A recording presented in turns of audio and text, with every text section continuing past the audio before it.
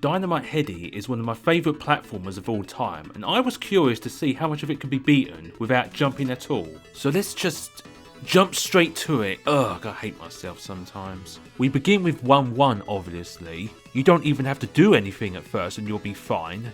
You can easily kill the robot collector and get a secret bonus point if you want, but I don't really care about them right now, to be perfectly honest. After that, stay on the right to avoid the airplane's attacks and you'll soon arrive at the first boss. Nothing to worry about here either. You have 10 hits to his 2, so even if you can't jump over his attacks, surviving long enough to win is easy. But if you insist on winning without taking a hit, then get to his right when he's jumping, then closely follow him as he charges. The first level and world is a success, but I never had any doubt. Success! World 2 starts off even easier. Just walk to the right in 2-1 until you reach the end. Nothing more to say. Success! But the first true platforming level in the game throws a hurdle and a half at Headdy. Right at the start, this ledge with a hangman platform next to it appears to be impossible to clear. But by utilising the hangman for some momentum based fun, I somehow made it. Using the hangman doesn't count as jumping, does it? Because I view it more as Headdy using force to chuck himself around. Besides that, you have to aim your head at them to use them. The jump button isn't pressed at all. I didn't think you could even clear that first ledge for a bit, but it doesn't matter because you can't progress much further anyway. I tried and I tried, but I just don't think it's possible to gain the necessary momentum to clear this gap. So this is the first failure of the challenge. Dang it. Failure! But let's forget about that and move on to 2-3 and the first proper boss of the game, and not that sad first showing from Trouble Brewing. Whenever Mad Dog's tower is lower, either when he wags it or when he drops before leaping, it's possible to strike it from the ground. That's mission accomplished already, but pick up the dash or warheads to open up even more opportunities. Success! Uh-oh, death pits galore in 3-1. Good thing they don't instantly kill you in this game and Headdy is sent flying up after falling in. This can be used as a substitute for jumping. It does quite a lot of damage, but this level is surprisingly generous with the health restoring bananas. But try not to get hurt too much by everything else or you won't have enough health to make it to the end. I remember taking absolutely ages to kill these guys once upon a time in a universe not so far away. So kill them with enough health to survive another falling into a pit, grab the banana and that's the end. Easy. Success! In 3-2, Trouble Brewing's latest machine grabs you and you have to defeat him to escape. You can't jump at all. Success! The mini-boss of 3-3 is only a little harder than usual. Attacking the bottom one is generally the same, although without the ability to jump, he can be harder to avoid when he swings into you. After he's dead, killing the second one is a cinch if you throw your head up at him as his strings are about to touch you and steal your head. Success! It would be impossible to hit some of the clothing on the wooden dresser without jumping, but the warhead comes to the rescue and allows you to remove it all and inflict some real damage on the boss. The warhead doesn't appear when the boss turns into a ballet dancer, and the only way I could hit the middle section was during Mercy invincibility after taking a hit. The warhead is back for the robot costume, and after I removed all the pieces, the boss was done for. All of World 3 was possible. Success! But that luck couldn't last for long. 4-1 is a bust right from the start. Without jumping, there's no way to get past this thing, and hitting that switch up there doesn't change anything either. Failure! Let's hope 4-2 will turn out better, but I'm not sure. I turned small and went this way, falling down pits to clear holes and making good progress. But here comes trouble of the non-brewing kind. It's essential to get the hammerhead from this head case in order to destroy these blocks. Getting to the head case was possible, just about. The difficulty kicks in when the blocks are gone and you need to pass through. You must find the right moment to move from the left rising platform to the right and as high as possible and then drop down. This is much harder than it looks. Plus, since you have to drop down the hole to have another shot at it, you'll only have a few attempts with each life.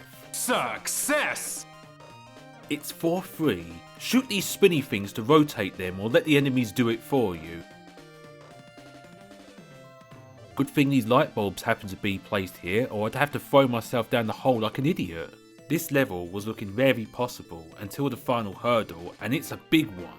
This is the only way up, but using the hangman to do so is a pain, and even if you do, the other hangman at the top appears to be too high to grab. And even if you throw yourself up with enough momentum, the point bonuses actually get in the way of grabbing the hangman. But somehow, I was able to clear it by doing this. Success! Oh look, a free success point. There's nothing in this stage, but it's still a level by the game's rules, and as such, I'll happily claim my reward. Go me! Success! Okay, I feel this is as good a time as any to bring up today's sponsor. Because it is also nothing. And speaking of freebies, 5-1 is another one, though you have to fall down a hole to clear a gap. Headdy jumps up the platforms automatically here as a part of a cutscene. I wouldn't count it personally, but maybe you feel differently. Success! It's my most hated level in the game, and fittingly enough, it brings me no joy with this challenge either. There's no way to climb up the platforms without falling below the screen and taking damage, which means you can't hit Bruin enough before you die. He only has 4 hits in the Japanese version, but that's still too many to beat him in time. Let's just move on. Failure! And from one failure comes another in 5-3. You need to jump in order to reach the hangman and climb the tower. It's possible to use the first hangman and then grab the second, but there's no way you can grab the third. This is as far as you'll get. Failure! But Spinderella will cheer me up with a boss battle that's barely changed by a lack of jumping. You can easily avoid his main attack by moving left and right when necessary and then attacking when he's left open. The biggest danger here is Beano running by, but he should only hit you once anyway. Success! All 4 of World 6 stages are shooting levels. There is no need to jump at all when you can't. The jump button doesn't even do anything if you wanted to get technical about it and ban whatever action it might have done. I'll happily claim those 4 easy successes if you don't mind. Ta! Success! Success! Success! Success! Doing this challenge has made me realise just how little I usually jump during most of the boss fights. The regular gatekeeper is easy enough to defeat safely by walking from one of his sides to another. And even the nasty variant that used to scare me so much hasn't really been changed a ton. The only difference is you'll have to hit him when he's vulnerable as soon as possible to walk out of the way of the missile he drops afterwards. The best way to avoid his claws is to aim your head away, and when he swings his arm and jumps around, walk by as he's in the air, no jumping required. And if avoiding the missile is proving tricky, making him grab a head case off screen is still an option. I still remember when I couldn't defeat you at all. Those days are far behind me now. Success! This challenge hasn't been nearly as difficult as it sounds, but 8-1 is here to finally change that. If you go into these hiding spots, there's no way out without jumping. I was only just about able to grab the spike head from the first head case, then use it to fling myself past the gap. I even had to face to the left quickly so Headdy would fall to the right when the enemy hurt him.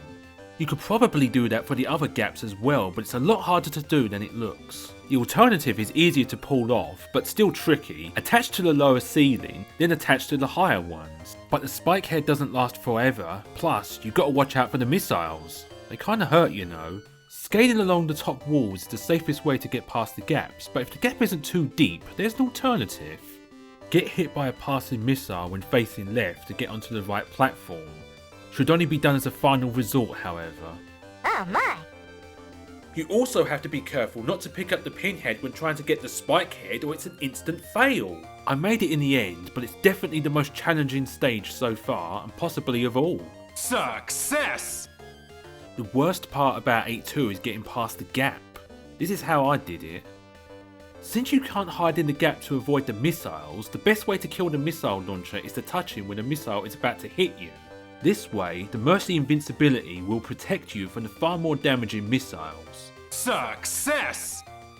The long streak of successes finally ends with 8-3. The only way forward is down here, but you can't drop through it without jumping. Failure! 8-4 looks promising at first. The flip switches can be used as a jumping substitute. But sadly, no matter what I did, I couldn't seem to squeeze past his door as it drops in the upside down world. If it weren't for this, I reckon the level would have been beatable as well. Failure! All of the main bosses have been defeatable so far, but leave it to the most difficult of the bunch to buck the trend. I got beyond the first spike pit by turning around as I was about to touch the spikes. That's my new favourite trick, that. But when the boss joins the fray, you'll soon find yourself getting squished. I'd hoped I could get Headdy to damage boost his way up the block, but he doesn't fall back high enough. And even if you do get up there, I don't know how you're going to get past these spikes. Failure! Nearly over now, it's the final world. Not being able to jump here makes it much harder to avoid everything, but it looks possible until this part. You can't walk onto the platform here until the elevator is level with it. But just as it's about to do so, the elevator slows down and then picks up speed. I was able to get up by getting hit by Bruin's laser beam, but he's not in the right position to do it again for the next part, meaning this stage is impossible. Failure! If there's one level in this game I don't feel too confident about, it's 9-2. I don't really know how to beat this level, I just do. Maybe I should try to master it someday. Well, the good news is, I usually move left and right to avoid the machine's lasers anyway, which makes it a perfect fit for this challenge. I survived the onslaught worse for wear, but ultimately okay and jump free. Success!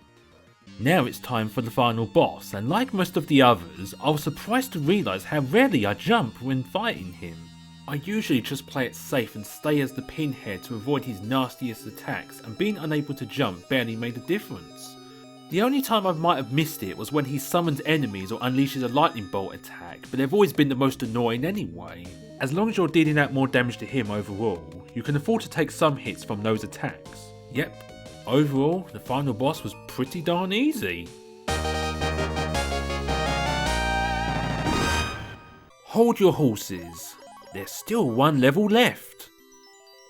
Even the final battle isn't changed much by staying firmly on the ground. It's much easier to avoid the guard's Woodman money attack by not jumping. Same with the boss's homing money. Lure it towards a corner and then walk as far away as possible, attack the boss, repeat until you win. Success!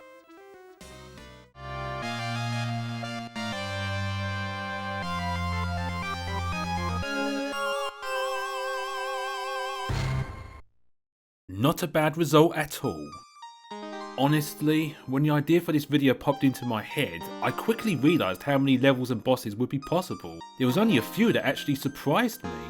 Well, that's the end, but before we go, I'd like to present to you the No Jumping Award ceremony!